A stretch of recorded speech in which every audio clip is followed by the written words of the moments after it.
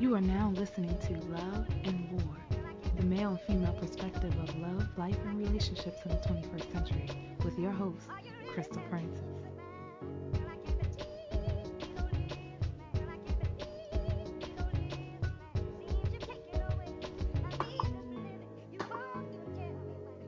You are now listening to Love and War, the What's male and up? female. What's up? What's up? What's up, everybody? Thank you for tuning into another episode of Love and War. I'm your host, Dr. Francis, and today we're going to be talking about relationship imposters. What are we talking about, ladies and gentlemen? As you have been seeing on social media for the past couple of weeks, everyone is talking about the infamous Derek Jackson.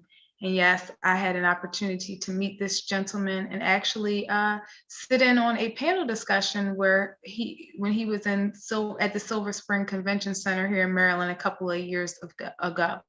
So I had an opportunity to get a picture with this gentleman because I thought he was just giving some awesome advice. So as you could imagine, myself was shocked to hear that the relationship connoisseur was not practicing what he was preaching. And not to give a pass, but people have their flaws. So we're gonna just jump into the topic to talk about relationship imposters, but we're gonna talk about it from two different angles here. We're gonna talk about it from the perspective of the individual who is pretending that everything in their relationship is okay when it's really not. And then we're gonna speak from the perspective of imposter syndrome. So that's a person who's in a relationship with somebody who may be, what does that guy say? Kevin, Kevin, keep it real, that is out of your league, but you're in the relationship and you think you deserve them because you're in the relationship, but deep down inside, you're not confident in who you are. Before we jump too deep into the topic, we're going to do like we always do and say what's up to the panel tonight. First out the gate, let's go to Showtime. How you doing tonight, sir? What's going on, everybody? I'm blessed to be here, fresh out of my 4-hour therapy session that I have to deal with for the next 2 weeks. But it is what it is. Y'all enjoy that nice weather for me on Monday, Tuesdays, and Thursdays because I'm gonna be locked down. Amen, amen. All right, we're gonna pass it over to TW. How you doing tonight, Tasha? I'm doing all right. Having this extended weekend was awesome for me. I'm going to be crying tomorrow when I have to report back to work. And last but not least, being black is my superpower. Shout out to Theo Jones. How you doing tonight, sir? Doing good. Just getting back into working out real heavy. So getting back into that. And my arm's not sore anymore from this weekend. I got the shot. Got the first shot. Oh, yes. Come on. Shout outs to all those who are getting the shot. Which one did you get? Pfizer, Johnson & Johnson? Moderna. I'm not doing Johnson. Oh, Moderna. I can't get baby powder right. Moderna, yes. Right. All right. Shout out to the Moderna for all of you out there who are getting your COVID-19 shot. Shout outs to you. Do your part to keep our community safe. So, y'all, relationship imposters. TW. When we talk about relationship imposters, Mm-hmm. can you just break it down for us a little bit? Like, what is the imposter? So, of course, in any scenario, when I think of an imposter, I just think of someone who is fraudulent in their behavior, fraudulent with their advice, fraudulent with their actions. It's almost like in their mind, they're so consumed with the lies that they tell all the time that they start believing them.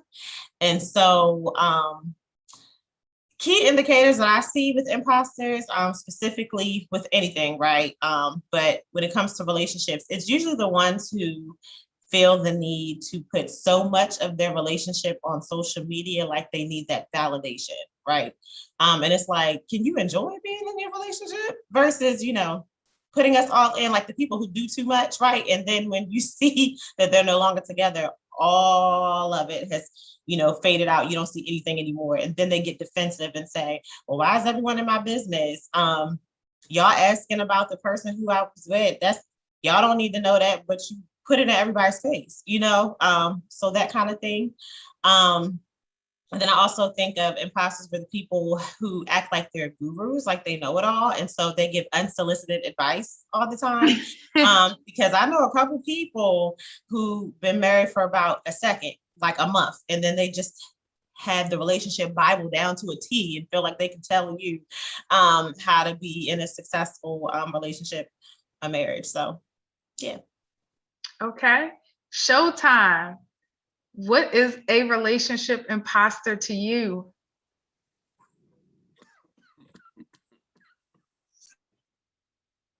Look at him.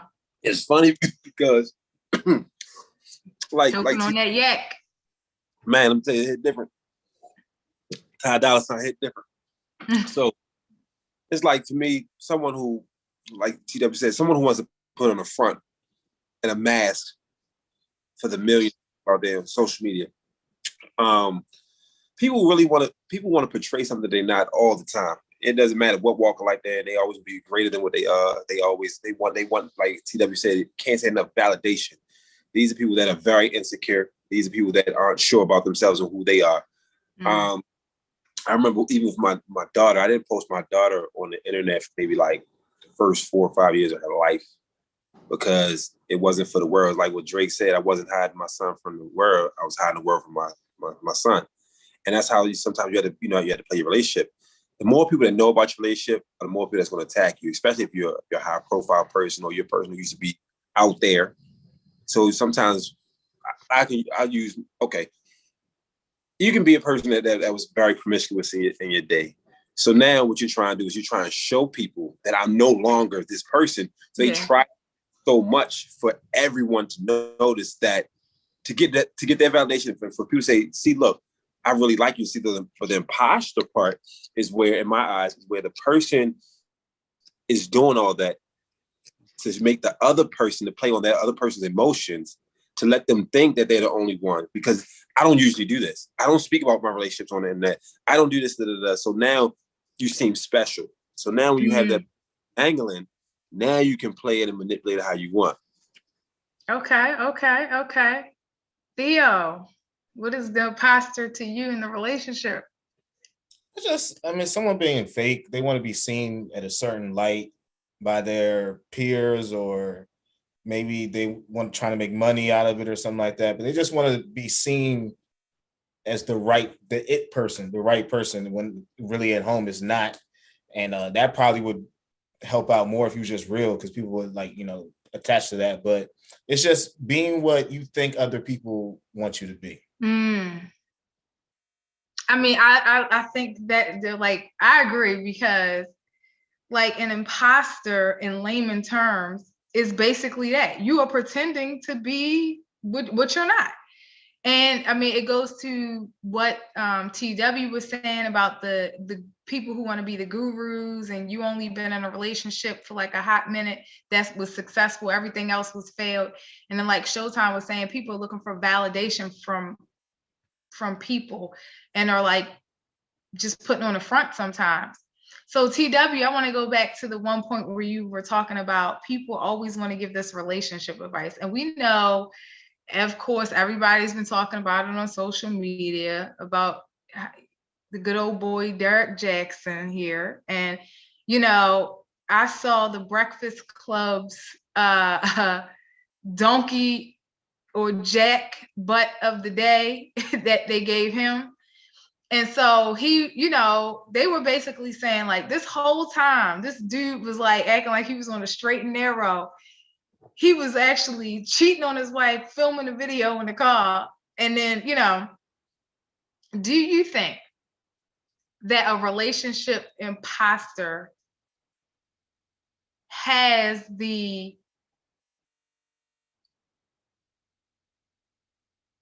should have the ability to even give advice? Because when I started thinking about it, right, and everybody was like, "Oh, he trying to give advice. How you going to sit up here and try to tell these women about how to, what not to deal with and blah blah blah, when you doing the opposite of what you preach?" And I say and thought about it, and I was like, well, the whole time he was talking about cheaters, men that don't appreciate who they with, and I was thinking, well, aren't you getting the advice from the horse's mouth? Because if he's a cheater, if he's not doing what he's supposed to be doing, he should know why, right? So should he be the one giving that kind of advice? What's your opinion? Him personally, no, because he's not being truthful with what he's dealing with or what he's experiencing. I think if the person who's giving the relationship advice and who wants to be coined as a relationship guru is honest and authentic with what's going on, to say, you know what, this is why you shouldn't do this, or I feel like this isn't effective because I personally can attest to this. I think that if people are transparent with what they're presenting and what they're promoting, your audience will come to you. But if you're sitting here and you're placing a lie on top of another lie on top of another lie, now you up here scrambling, trying to figure out how to win your audience back, which is what he did with bringing his wife on just as a way to get book sales. Like, already you're still not being authentic because your motive is really on the book sale, not really trying to restore your marriage. So anything you're going to say from this point on, we're all going to question. And so I just think that whatever arena you do, like if you want to be considered an expert, it always helps when you are sharing a personal experience. That's how you connect with your audience more. Okay. Yes. So Showtime, same question. Do you think that anybody who is living this imposter life or faking the funk, like their relationship or like they're the kingpin of relationships? Because I don't know if you followed Derek Jackson, he was the kind of gentleman that was out there, or guy that was out there basically putting shade on all these dudes that's out there cheating on their wives and trying to give women advice. And when I thought about it, I'm like, first and foremost, I mean, I'm not sure why women would take relationship advice from a man only, because that was kind of like weird. Like, I mean, the man can tell you his perspective, but he was basically preaching on what women should do. And that kind of confused me, because as a man, how are you giving a woman advice on how she should move and shape in the relationship with a man? Like, yes, we should understand the man's perspective in a relationship, but if you're not even living that advice that you're given, are you even entitled to give advice? It's just like women that follow the Steve Harvey. There's no difference. There's no difference. Think like a man. I mean, he let all the cards out. Thing is, people like that, that's an old school trick. He was doing that. It was a hook and reel. He was doing that and baiting women in. That's a restaurant out here, hook and reel. And men. So that's old player. That's old player shit that he did. Stuff that he did. Trying to get a man, bait a man, get their attention. He said all the things that people wanted to hear, but he wasn't looking at himself. So I don't think he qualifies to give relationship advice. Like TW said, if he spoke from his perspective and said, look, I've been a cheater. I have been this. I have faulted in this area, in this arena in my life, and this is how I made it better. Now, if you speak on your truths and your reals, you'll get more flies with honey than you do if you know what. Right. So, now he's trying to dub back and make that right, but you can't do that because you've lost all credibility in my eyes, and it should be in the public's eyes. His book should not sell.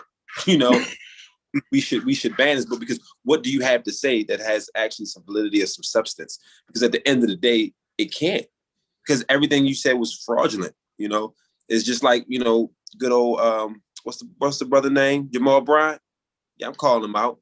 He made a post, put DMX, said he's out the bed, the brother doing well, X, Y, and Z, because he wanted people to come to follow his church service he had on Sunday. And guess what? DMX not doing well, so he made a fake post. Ain't nobody called him out. I'm calling that out 2021. Put my mask on. I ain't mask off, Future.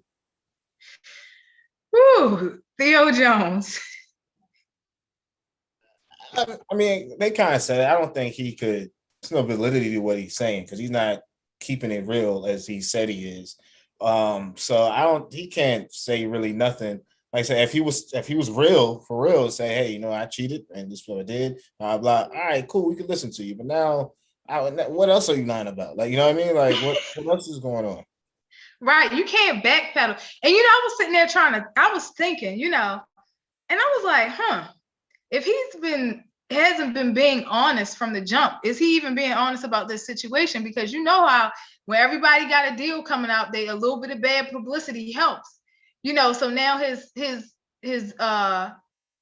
YouTube ratings are higher than they were. His likes and shares are high because people like drama. And so when I was thinking about it in my head, I'm like, is he really being honest about cheating, or is he using this as a publicity tactic? No one really knows, because we don't know when he's being honest or when he's not. Like, we don't even know if he was being honest about giving his life to Christ, because when he had talked about giving his life to Christ, he said his life when everything went wrong or something like that. I'm like, are you sure you gave your life to? I'm not even gonna go there. But anyway, it's important for people to be authentic. That's basically what I'm hearing. You can give relationship advice, but at the end of the day, don't try to make yourself look like you are this great person that's following all the rules in the relationship playbook, when in actuality, you're not. So I want to talk now about the imposter syndrome. So this is the inverse. And it's funny because, I said birds of a feather flock together and evenly yoked. So both of the imposters are yoked together evenly, but one is portraying an imposter and the other one is suffering from imposter syndrome. So let's talk a little bit about the imposter syndrome. And a lot of people were watching that video that was posted, and they were making a lot of comments on the wife's body language, the fact that she had a bonnet on her head. A lot of people are saying, you didn't even get dressed, and he has millions of followers. And then she created a response video talking about the bonnet was the helmet of salvation, and the army fatigue was the breastplate of righteousness, and it threw me for a loop. And I'm like, what is going on? So TW, let's talk about imposter syndrome. And I want to talk about it from this perspective. There are a lot of times there are people who get in relationships with people who are of a different status and level. Mm-hmm. Okay. And everyone viewed Jackson as this, epitome of male, a king, and all these other descriptive words that were used. And so, those who have done their investigative analysis, and yes, I use the term investigative analysis on a wife's Instagram, they went all the way back to the beginning before they were actually married. And then they saw a post where she was saying she didn't think, she used to try to dress herself up and wear makeup and emulate the other women so she could be attractive in her husband's eyes and things like that. So let's talk about imposter syndrome for a female married to someone who thinks she's not on their status. How does that impact your ability to move and shake in a relationship? One, you have no identity. Your identity is wrapped up into being a wife. That's it. Who are you outside of that? It's caught up in the title. And so usually when someone, is labeled or diagnosed with imposter syndrome, there's this, you downplay everything, your success, you doubt your ability, your skill, all of that, because you had this constant fear of not wanting to be called out as a fraud. So you kind of do the bare minimum to appease everyone else. You put on this whole aura, this whole appearance of someone you're not. So then after a while, you become uncomfortable with it. And so your true self that you tried to hide for so long eventually comes out. And so, when people try to question, how do you feel really? What are your thoughts about this really? You give surface responses because you're still channeling the appearance that you have created for yourself. And so for her, case in point, you see a bonnet, I see the helmet of salvation. No, sis, how do you really feel that your husband got out here caught cheating? Tell us the truth, stop playing games. And so it's just okay, so you mean to tell me that at night that you didn't cry and say, oh my gosh, what was it about me that made him want to cheat? Like, you didn't question yourself. You didn't question the things that you felt like you fell short of because you were sitting around here trying to be perfect Patty. Come on, sis, you know? And so you just got to be honest. And so like with the imposter syndrome, it really makes you think that it was something that you have created for that person to perform the act that they've done.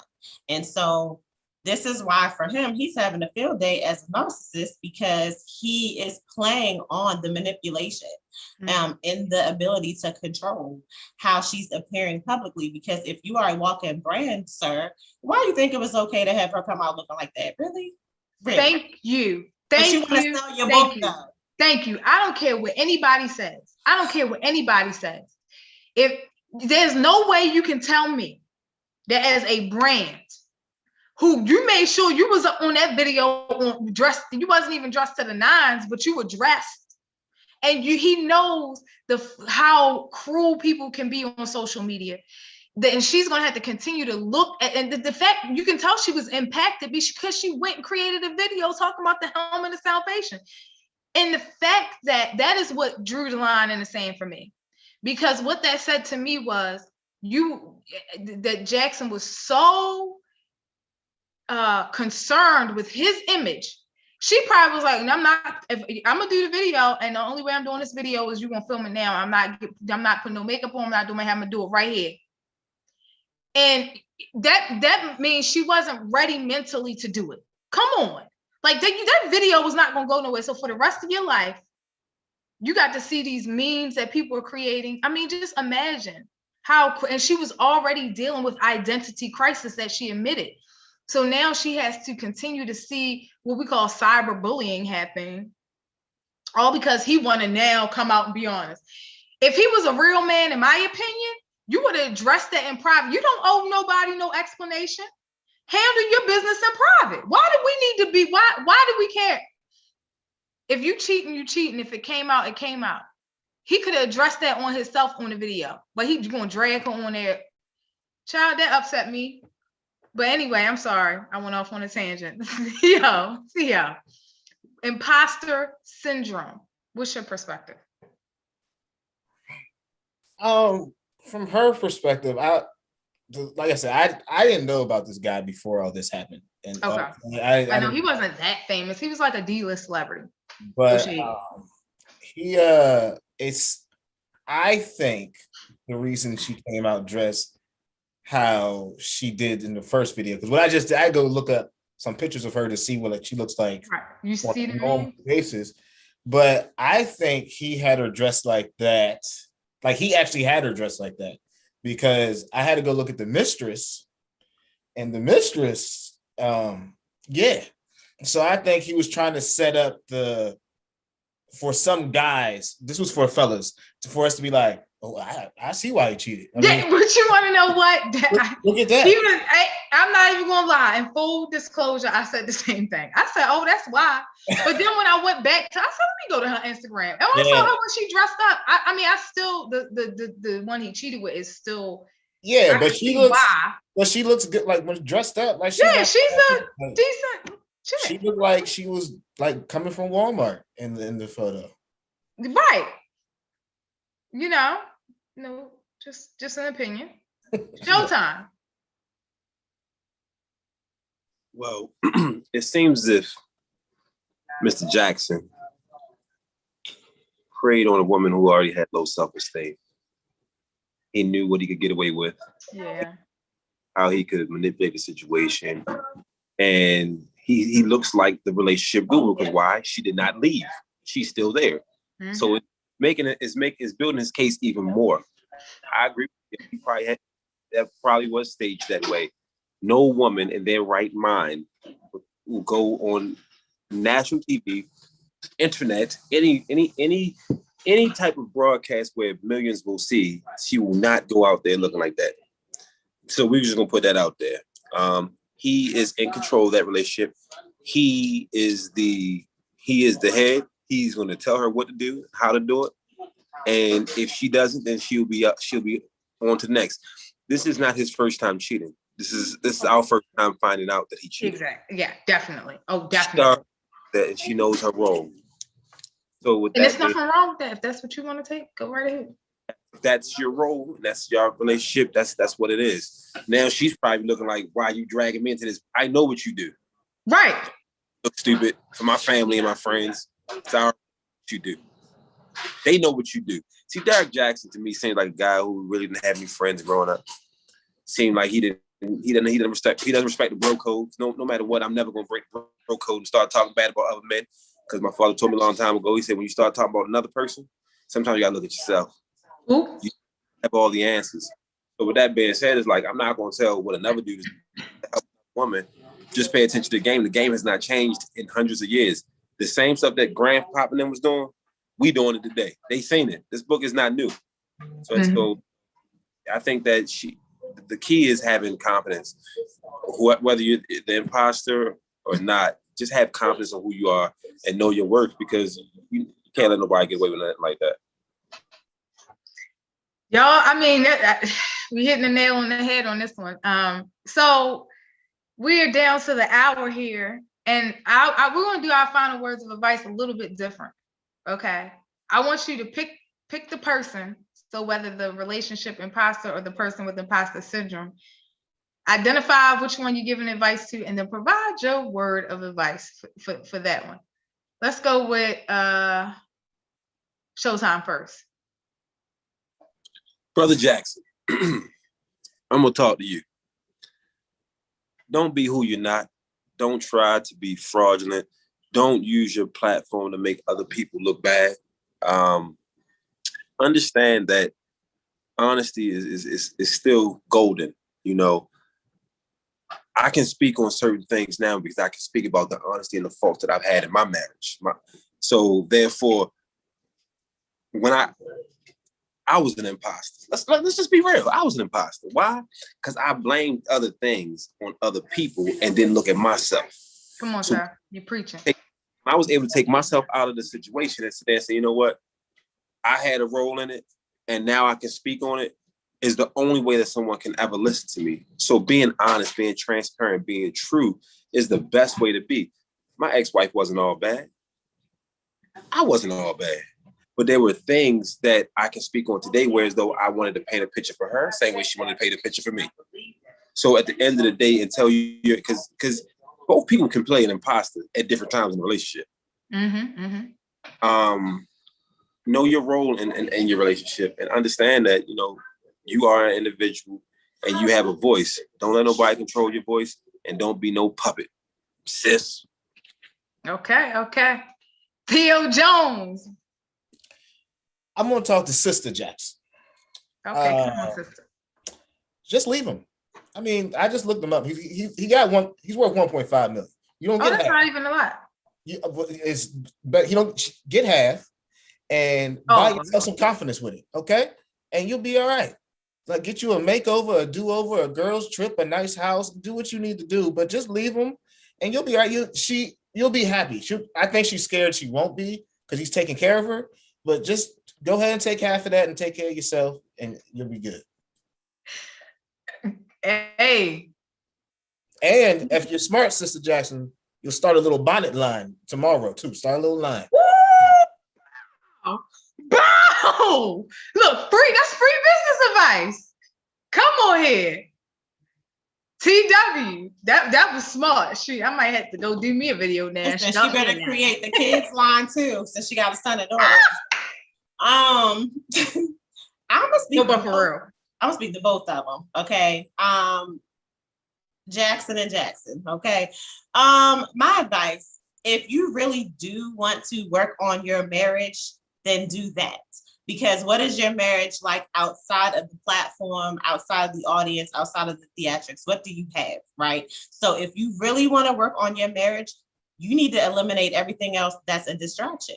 Really take the time. One, you individually need to invest in yourselves, which is what? Go to counseling. Get to those unresolved issues that you both had brought into the marriage, number one, because placing toxic on toxic is just not a good outcome.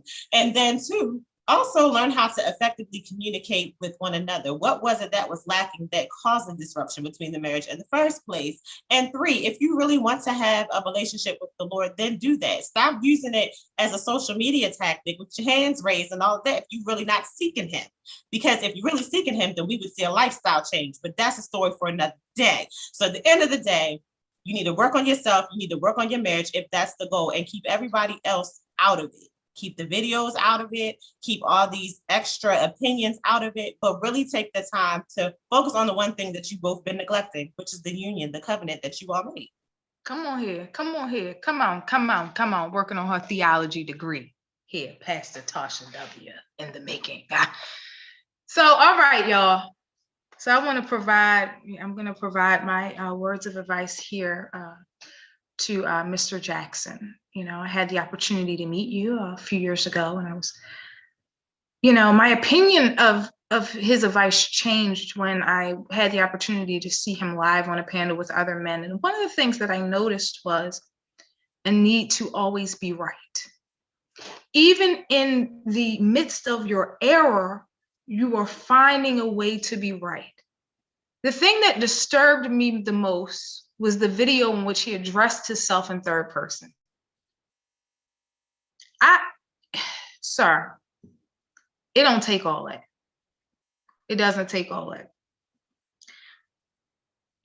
Everybody makes mistakes, but there is a point in time, I don't care how high you climb the ladder of success, there is a point in time where you have to do a self-introspection and figure out what is the root cause of the failure that's happening.